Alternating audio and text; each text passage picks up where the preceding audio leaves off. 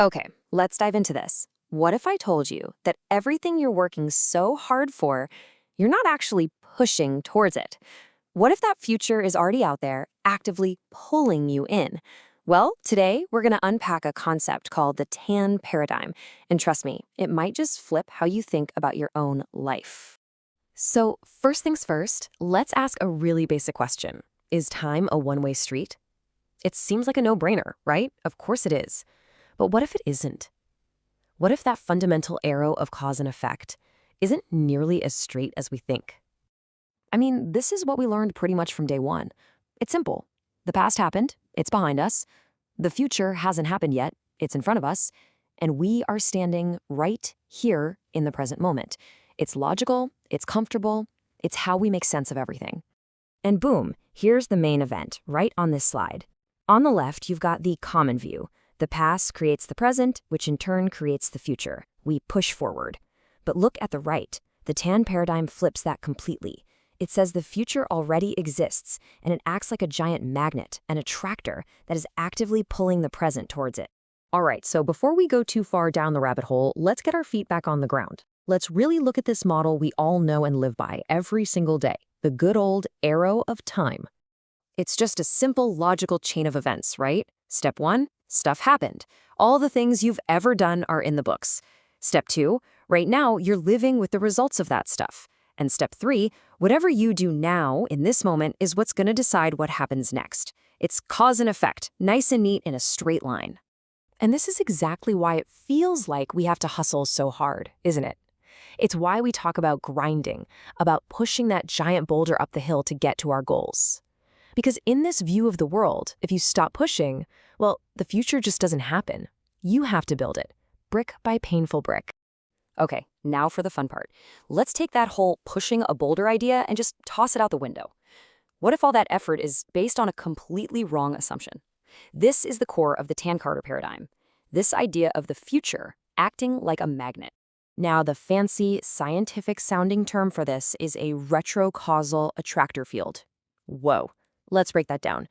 Retrocausal just means the cause comes after the effect. So the theory is that a version of your future, your best case scenario future, already exists, and it's sending out this powerful force, this field, that is literally pulling you and your current reality right towards it. And this is where it gets really wild. This is the crucial bit. In this model, your actions today aren't creating some unknown future. No. They are responding to the pull of a future that's already there. The future becomes the cause, and your life right now is the effect. It's a total 180-degree flip of everything we've been taught. Okay, so if there's this giant magnet of a future out there pulling on us, you've got to be asking, how would I even know? How would I feel that? I mean, what's the actual mechanism here? How does that signal even get to us? You know what I'm talking about. We've all had it. That sudden gut feeling that tells you to turn left instead of right. That lightning bolt of an idea that pops into your head in the shower. A daydream about your future that feels so real, so vivid, you can almost taste it. Where does that stuff come from? Well, Albert Tan has a name for it, echolocation from the future. Think about a bat sending out a sound and using the echo to see where it's going.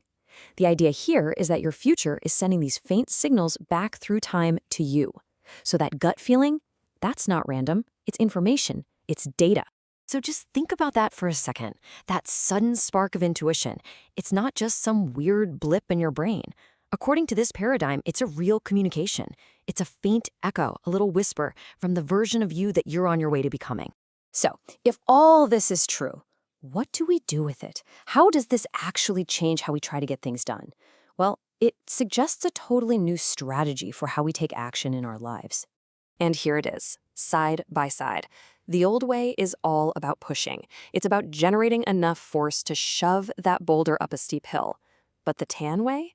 It's about aligning. Your job isn't to push the boulder. It's to clear the rocks and twigs out of the path so that gravity, the pull of the future, can do the work for you. You just reduce the resistance. And this quote from Albert Tan himself just says it all, doesn't it? He says, "I don't plan. Planning is linear." Because planning is all about looking at the past to figure out the future. Instead, he says, I align. I let the future cause the present. It's about learning to listen for those signals and just getting out of your own way. All right, let's wrap this all up with one last idea. One final thought that's really going to make you think. So let's just quickly recap the whole journey we've been on. The common view says we're pushed by the past. The Ton paradigm says we are pulled by the future. It suggests that what we call intuition is really just a signal from that future. And because of that, our real job isn't about pushing harder, but about aligning better. It's about making the path smoother for that future to arrive. And so we're left with this one last kind of mind-bending question to chew on.